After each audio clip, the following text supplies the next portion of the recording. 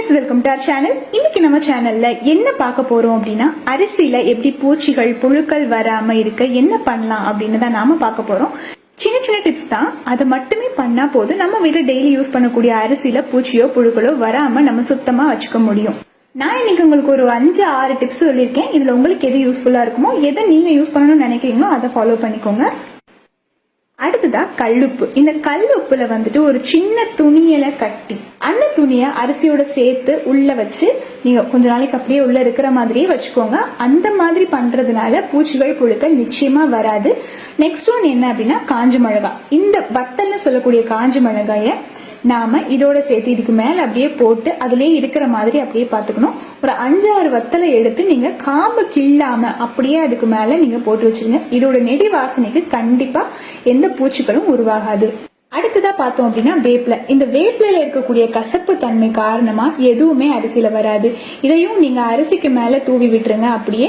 So இதை நீங்க இப்படியே உருவாம அப்படியே போட்டாலும் சரிதான், இல்லைன்னா உருவி போட்டாலும் சரிதான். நீங்க உருவாம போட்டீங்க அப்படின்னா அது காஞ்சதுக்கு அப்புறமா நெக்ஸ்ட் எடுத்து தூர போட்டுட்டு அடுத்ததை நீங்க ஈஸியா நீங்க மாத்திக்கலாம். சோ இந்த மாதிரி உருவாம நீங்க இப்படியே போட்டுக்கோங்க.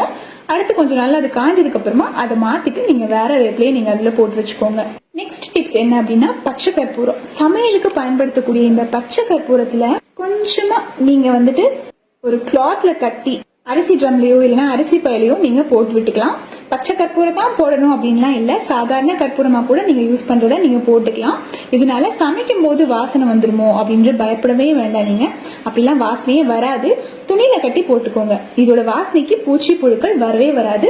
அடுத்த டிப்ஸ் என்ன அப்படின்னா புதினா லீஃப். இந்த புதினாவோட வாசனைக்கும் எந்த ஒரு இன்செக்ட்ஸும் வராது. ஆனா ஒரு முக்கியமான விஷயம், புதினாவை பச்சையா அப்படியே போட்டுறக்கூடாது. அது வந்து அழுகி போறதுக்கு நிறைய சான்சஸ் இருக்கு இல்லைங்களா. புதினா வந்து கண்டிப்பா அழுகிடும். சோ புதினா லீஃபை காய வச்சுட்டு இதுல போட்டு வச்சுக்கோங்க. அடுத்த சில பொருட்கள் சொல்றேன், அதுல நீங்க எதுனாலும் சேர்த்துக்கலாம். வாசனை வரக்கூடிய சமையல் பொருட்கள் தான், வீட்டுல இருக்கக்கூடிய திங்ஸ் தான். கிராம்பு, பிரியாணி இலை, பட்டை, இதுல எதுவா இருந்தாலும் அதுல ஒரு 4-5 எடுத்து அரிசி மூட்டையிலயோ இல்லைன்னா அரிசி ட்ரம்லயோ போட்டா போதும். கண்டிப்பா அதோட வாசனைக்கும் எந்த விதமான பூச்சியோ புழுக்களோ வரவே வராதுங்க. சோ இன்னைக்கு நம்ம பார்த்த இந்த டிப்ஸ் எல்லாத்துலயுமே எதை வேணா நீங்க சூஸ் பண்ணிக்கோங்க. அதை நீங்க யூஸ் பண்ணி பாருங்க. நீங்க ரெகுலரா ஃபாலோ பண்ணுங்க. நிச்சயமா பூச்சிகள் புழுக்கள் வரவே வராது. இந்த பூச்சி புழுக்கள் வந்து அரிசியில வந்துருச்சு அப்படின்னா அதுல மட்டுமே இருக்கிறது கிடையாது. கொஞ்சமா நம்ம காற்றோட்டம் விடுற மாதிரி வச்சுட்டோம் இல்லைங்களா.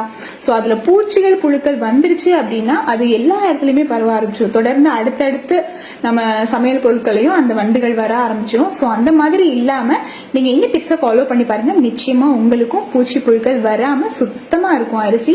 சோ இன்னைக்கு நம்ம பார்த்த இந்த டிப்ஸ் எல்லாமே உங்களுக்கு பிடிச்சதாகவும் யூஸ்ஃபுல்லாகவும் இருந்திருக்கும் அப்படின்னு நான் நினைக்கிறேன். பிடிச்சிருந்தா லைக் பண்ணி ஷேர் பண்ணுங்க. நெக்ஸ்ட் வீடியோல நான் உங்களை மீட் பண்றேன். Until then, take care, bye bye.